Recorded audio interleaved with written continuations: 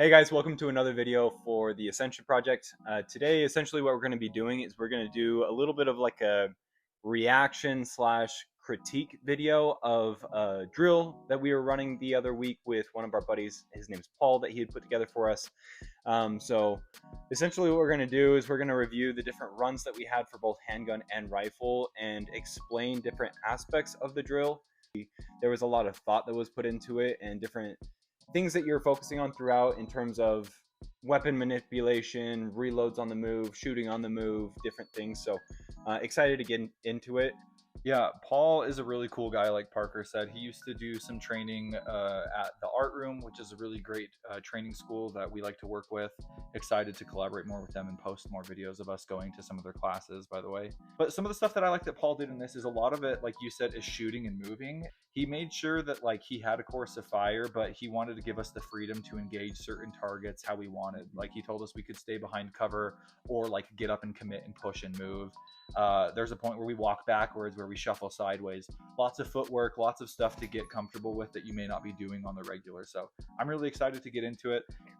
We ran it a few times with handgun and then we ran it with rifle. So, you know, the first couple times we were a little bit slower understanding the course of fire. So you'll be able to see as time goes on, we become a little bit quicker, not only with the shooting, but also with the movement as well. Like Parker said, we're going to get into it. It's going to go alternating between us. We'll go pistols, and then the rifles will be the last, and we'll just jump into it here. Stand by.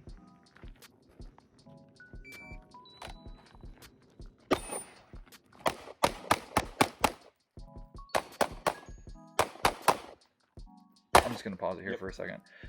One thing that Paul helped me with, and that I still did, and I'm realizing as I watch this back, I've seen this so many times now. But when we hold this for me, when I am in this little part of the course of fire, I just like subconsciously, like I shoot something, and then when I turn, I bring the pistol back. It's not like the end of the world, but like I can just boom, boom, boom, and then whip, and that's what I should be doing. So that's something that I want to work on in the future. We can continue. Yeah, we'll keep going, and we can narrate too as we go for these first runs because they suck anyway, at least for me.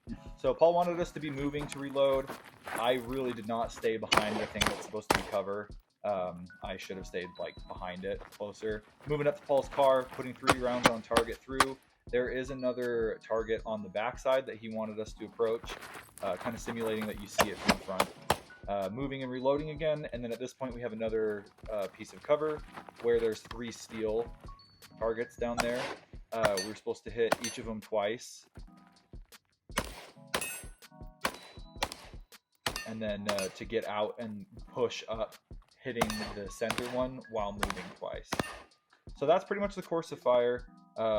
Parker is going to do his pistol run. And do you have any comments before we move on to your pistol run? No, Austin's first run, pretty clean. First, it's a long course of fire.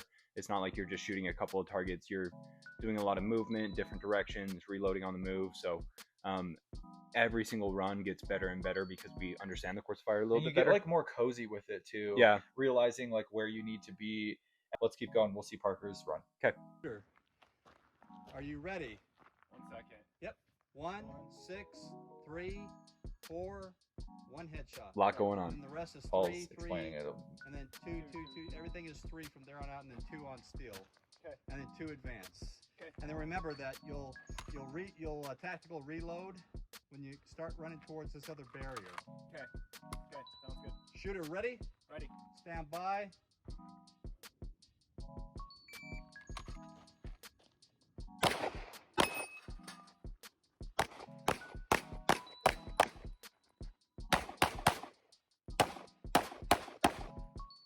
Okay, we can pause it there. So as I was mentioning before, the purpose of the drill is to be shooting on the move. So you engage the first target, you're doing a build drill as you move back to the target on the right hand side, which I was able to do. But the moment that I transitioned to the other 3 targets, I was standing completely still. Is that realistic? Like if it was an active shooter situation where there's multiple targets, am I really just going to be standing there? He's just standing there, menacingly! Stationary, giving everyone a chance to shoot at me. Maybe if you're like pooping your pants. Yeah, you know, If you're not training like this, I mean, you're running to any kind of cover, just getting the frick out of there. So, so it's kind of to simulate like, hey, you want to continue moving, even if Like in this situation, there's no real cover to be behind, but like a moving target is way harder to hit than a stationary target. So if you can be moving and you can be putting rounds on targets as you're moving, it just makes you a lot more effective and a lot harder to hit in situations where there's no cover. So sweet, yeah, we can continue on. Beautiful. So reloading on the move. This is a tactical reload, so we're essentially reloading the magazine, and then the magazine that we're replacing, we're putting back into our holster. Moving over to Paul's car. 4 shots on target. I think it was supposed to be 3. There was a couple times where I didn't do the right amount too, but I mean, at the end of the day, it's more about like getting used to doing this stuff than doing it perfect. Shooter stop. Shooter stop. Yes. Oh, this is the car one. Mm-hmm. I lied. I didn't include our first ones. You're still doing great. Thank you. Sorry, guys. I'm kind of gassed at this point. Yeah. Very embarrassing. It's funny because like you don't feel like you're moving that quick, but then when you got to Paul's car and you round it and you get that target and you have to run over here, you're like, my heart's pumping. Yeah. and like while you're running the drill, you feel like you're moving so much faster, but then when you look back at it, it's like, man, I'm like jogging. Yeah, I felt the same way. But like we definitely speed it up as we understand the course of fire a little bit better, and as we run through it a few times. Sweet. Round 1. Nice. Yeah. Stand by.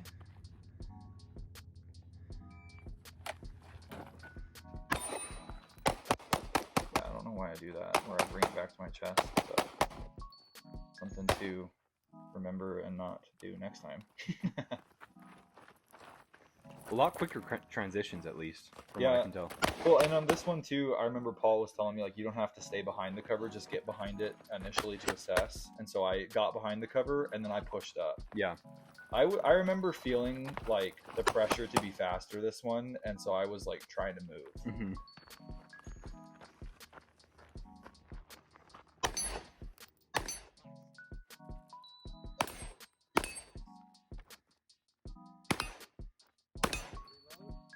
Beautiful. I was also stoked that I hit all those.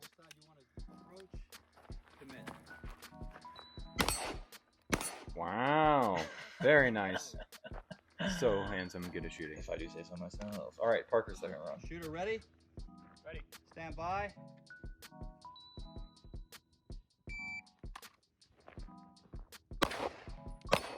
Missed the steal. Very nice.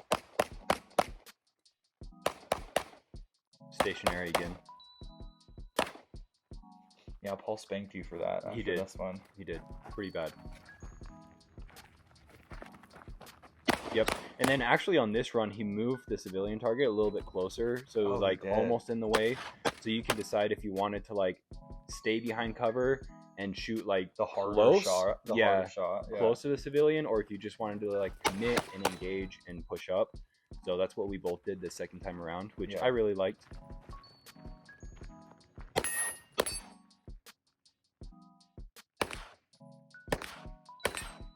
I will say that one on the right, just the color that he had spray painted it may not look like it on the video, but in real life, it was so hard Yeah, to see. it blended Among the in. daisy, like it was, or the sunflowers, the daisies, the sunflowers, it was really hard to see. You killed that walking one. Yeah, that one felt good. One thing too is anytime you do have cover, if you are not actively engaged on the target, like get behind cover. So that time, like something I could have done better is after I engaged, the first couple targets and I went to reload, I was literally just standing out in the open, which like I'm a sit and duck. Anyone can engage me from any position. Obviously, anyone can sneak up behind you, but at least I know that my targets are in front of me, and so the worst thing that I can be doing is not having my gun on them actively and be reloading. So in that scenario, I kind of corrected myself halfway through, but once I noticed what I was doing, but after that, I ducked behind cover while I reloaded. There's no reason not to. It's just going to be safer. So Yeah. Okay, these are our third and final pistol runs, and then we'll see our rifle runs. Again, this is the one that where Paul told us to take our gloves off, and yeah, here we go. We're kind of well oiled at this point.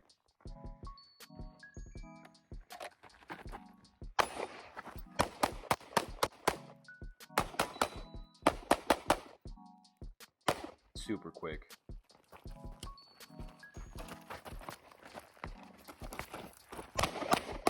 What I like that you did here is when you got to cover, because obviously we've ran this course of fire multiple times, you didn't automatically go to the left side because that's where you knew where the target was actually going to be, and that's where you'd have a better, line to the target around the civilian. You actually checked around the right side to cover first, recognized that there's a civilian there's a bad guy behind him, and then you transition to the left. If it was the last run that I did, or maybe it's this next one, but at one point when I'm shooting at the steel targets, you shoot at one on the left, you shoot on one at the right, and then you shoot at the middle one from either side. And so I think what I did is I shot it from the right side, and then when I got back and reloaded to do my walking forward and shooting, Paul's told me to go from the other side. To switch it up. Yeah. Because for them, it's like if you keep peeking the same side, it's almost like in any video game. You're playing CS:GO. Yeah, you're just playing jiggle peeking them. You're just jiggle peeking the same spot. They're eventually going to time it, and they're going to know where you're going to come out. So you can like switch it up, keep them guessing. If the enemy was smart, they would be doing the exact same thing.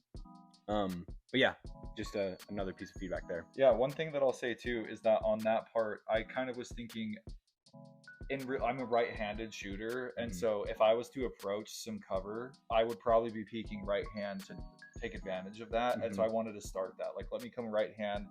And I hadn't done it before too, and I wanted to see, like, can you see the bad guy behind this person? And you couldn't really, and that's when I rounded, noticed he was way behind him, and just pushed out. So yeah, I loved this drill. I love doing this. I'm really grateful we ran into Paul and were able to run this quite a few times. It was really fun. Yeah, we'll get back into it. Paul really emphasized keeping your gun on where you think the guy is, even if he's behind the car, which we really tried to do there. Yeah, and to your point, it's like you engage the target through the windows. Those windows are probably going to be down. If it's a parked car, like, you're shooting through those windows, right? And so you essentially engage the target, you move around the car to make sure that he's down, and that's where you notice the guy around the other side of the car. So that's where you're kind of crab walking around to the other side, keeping your gun on that area that you saw him. Yeah, because if he pops up through the window, you're shooting at him before you get around before you actually get around the entire side of the car. So absolutely. Sweet.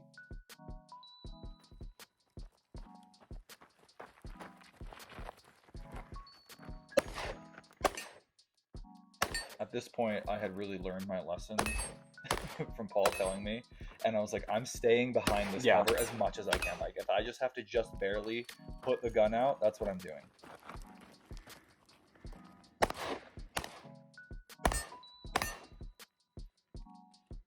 And one thing that Paul recommends that we do is not just ending the drill the moment that we shoot our last shot, but it's just like, okay, assess the situation as if you would in real life. Like, assess, are those dudes dead? Like, are you good in that area? Yeah. People make fun of it all the time where it's like, check, and then check behind you. It's like, okay, but also kind of valid. Like, you're going to want to know what's around you. Just because you killed the last guy does not mean that he's the last guy for real. Like, there's always a buddy. Yep, exactly. Yeah, if you play Escape from Tarkov, there's always a buddy. There's always someone else somewhere that's going to rat you. And if you assume that there's not, you're dead. Yeah, you die. Yeah, you die. Okay, Parker's third pistol run. Ready. Stand by.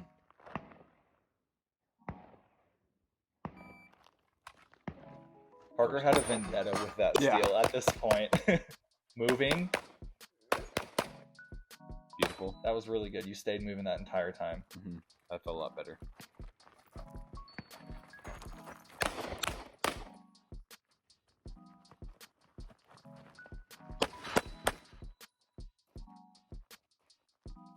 Staying engaged. Yeah, you're giving yourself like a good distance from the car so that you can keep your gun in the fight with it pointed in that direction.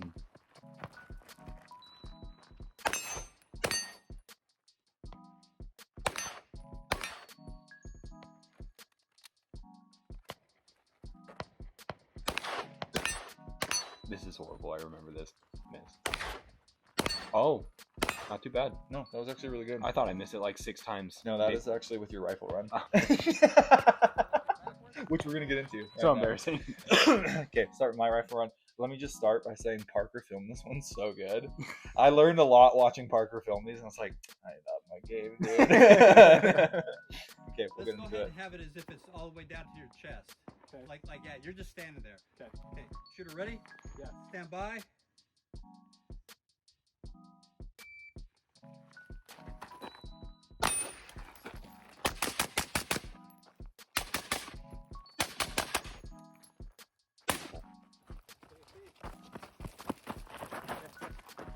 Again, peeking the other side, taking in information, evaluating, knowing what you can do with it.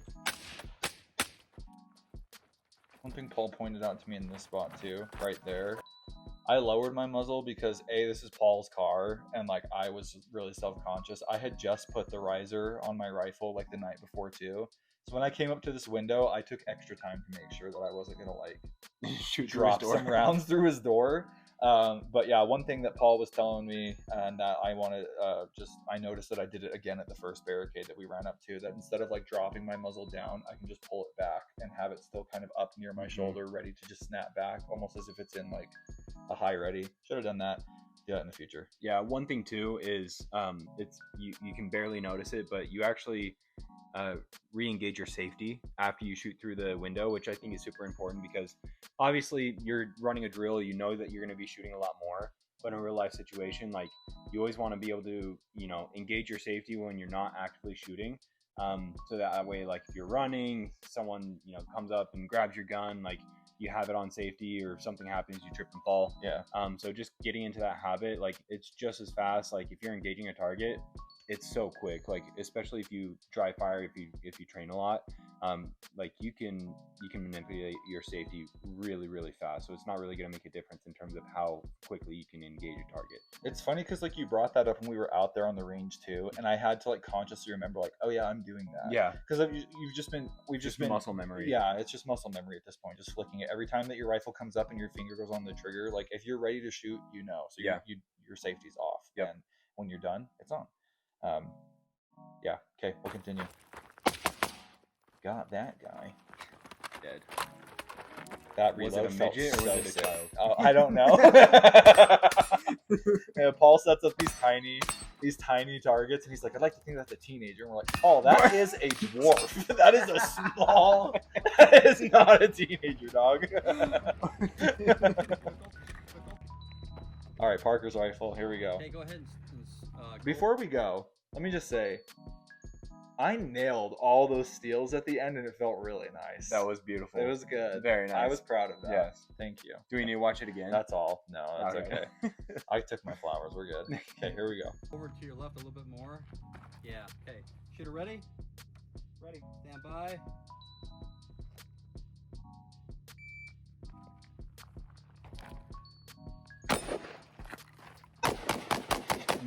The hat, dude. See it bounce.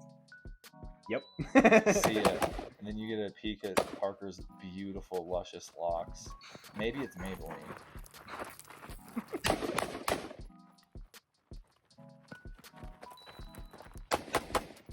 Look at it jiggle. Dude, who knew Ashton Kutcher could shoot so well?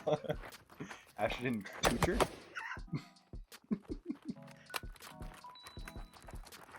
Boom. Completely outside of the cover. That was awesome. He's dead.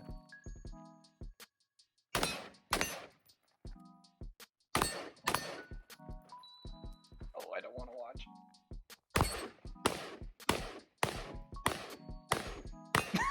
It was just 5. It was only 5. You said it was going to be like 8. It wasn't 8. Oh my gosh. Okay. Embarrassing. Well, that's it, man. That was our course of fire that we did with Paul the other week, and it was honestly super fun. I'm excited to do more stuff like this. I feel like there were a lot of lessons learned too.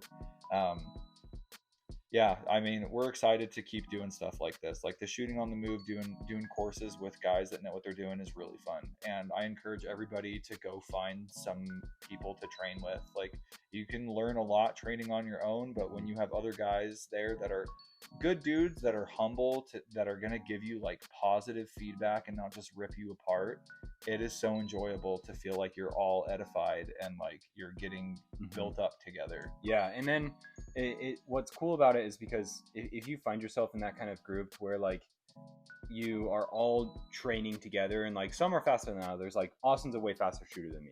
I will completely admit that, and dry firing every day with that in mind. But one thing that I'll say is, you know, everyone can improve at their own pace. And so, like, I don't compare myself to Austin. Obviously, I want to be a better shooter than him because who doesn't?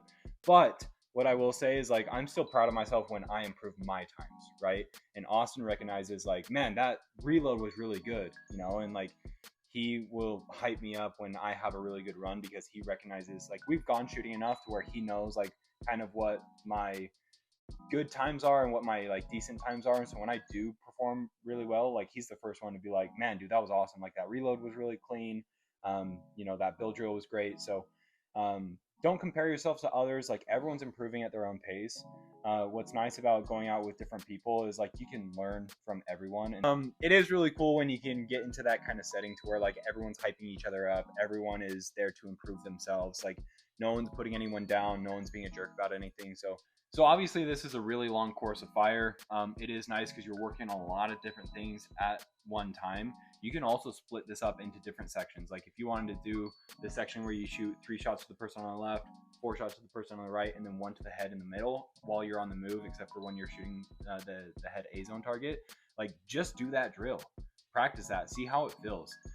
What's cool about doing lots of different kinds of drills and drills like this where you're incorporating a lot of different aspects of shooting and training is you can really dissect what you need to improve on the most.